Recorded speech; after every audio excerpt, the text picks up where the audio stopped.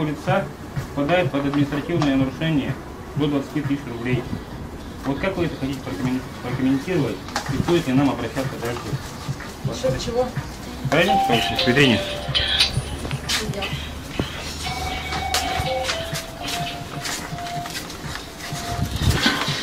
Так, вот этот планшет, да? Неделю назад мы с вами его знакомили, да? Он у вас, получается, тут заявлен как планшет с множеством функций.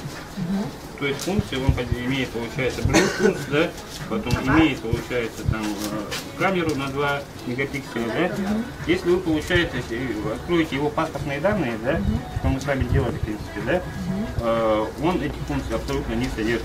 У него камера содержит на 0,3 пикселя, получается, да?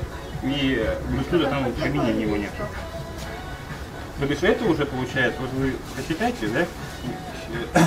Что же это усматривается, да? Это умышленное, получается, введение покупателей заблуждение. Вот здесь Bluetooth? Нет. И, по-моему, это его ценник, да? Можно дальше?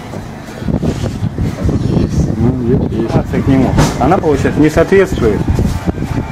То есть Prime Plus это простой аппарат с камерой 0.3, без Bluetooth и без всего необходимого. То есть любая женщина из деревни, если приедет, или покупатель, допустим, который в этом не разбирается, купит и будет счастлив до какой-то поры до времени.